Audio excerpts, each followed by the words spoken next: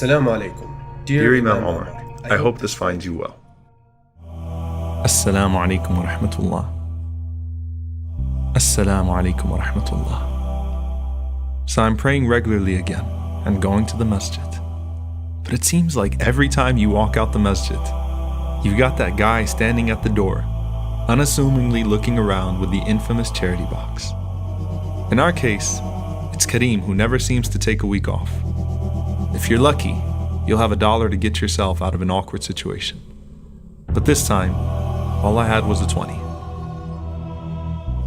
Sure, I felt bad about it considering the fact that the Imam just gave a sermon on how to trust Allah with all of your affairs, and how dismayed Kareem seemed with me.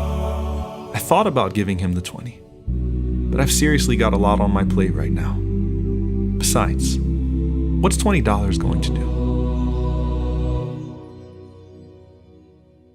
When you sit down and crunch the numbers over and over again, your expenses in life seem never ending, and you feel like it's only a matter of time before it all falls apart.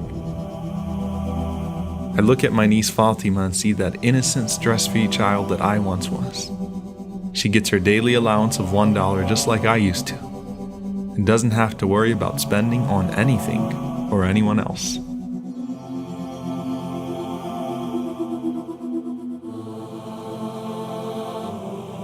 She's pretty picky about it too. For some reason, she prefers coins instead of bills.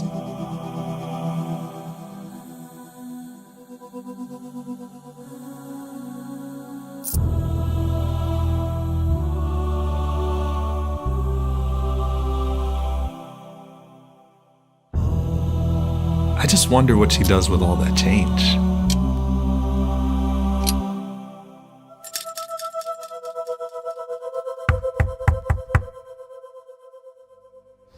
Many times you don't get how blessed and stressless you actually are until you or someone you know is struck with tragedy.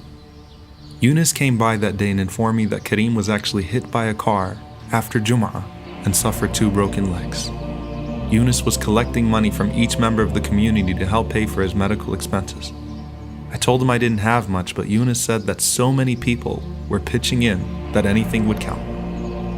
And suddenly that $20 I refused to put in Kareem's box for the sake of Allah went to Allah for the sake of Kareem.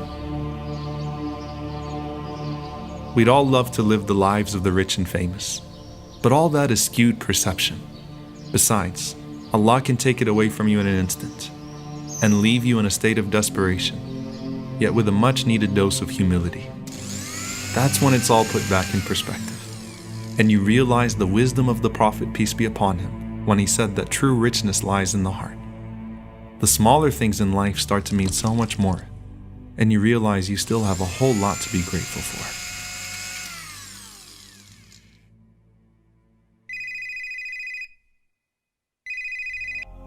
My sister called that day to talk to Fatima as usual. And after talking about everything, and I mean everything that happened that day, she asked to speak to me.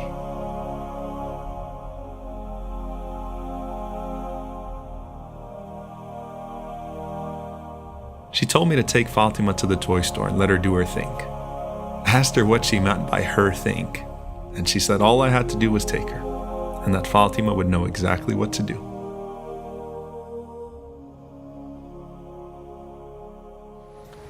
But just like with Kareem, tragedy is always around the corner.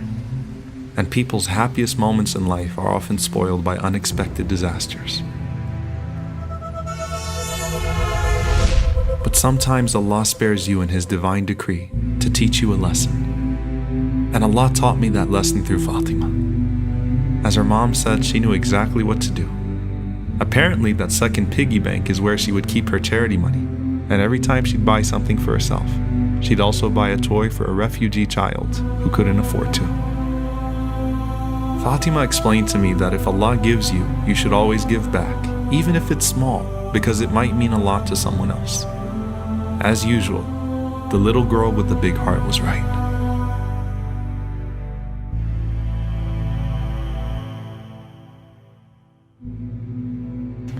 So, as you guys can see here, Ziyara made the mistake that we always make, which is what's this one good deed going to do? What's this $1 going to do? What's this one act of kindness going to do?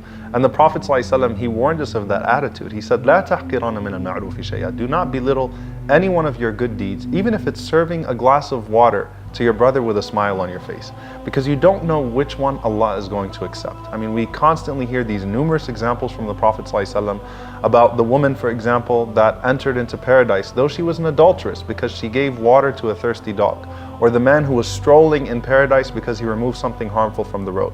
The Prophet ﷺ said, if the day of judgment comes and you have a plant in your hand, even though you know the earth is going to be shattered and you can plant it, go ahead and plant it, because Allah might accept it. And if Allah accepts it, then that's all that we want in this life. That's all that counts on the day of judgment. And that's why Abdullah bin Umar radiallahu anhu, he said that if I knew that Allah accepted a single prayer from me, then I would wish for death.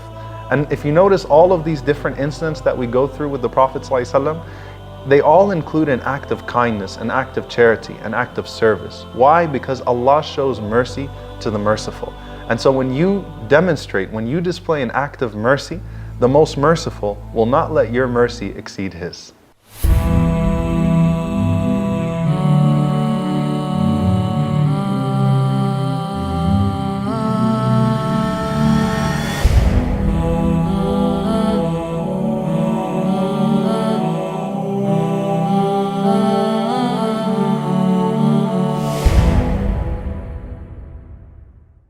Assalamu alaikum.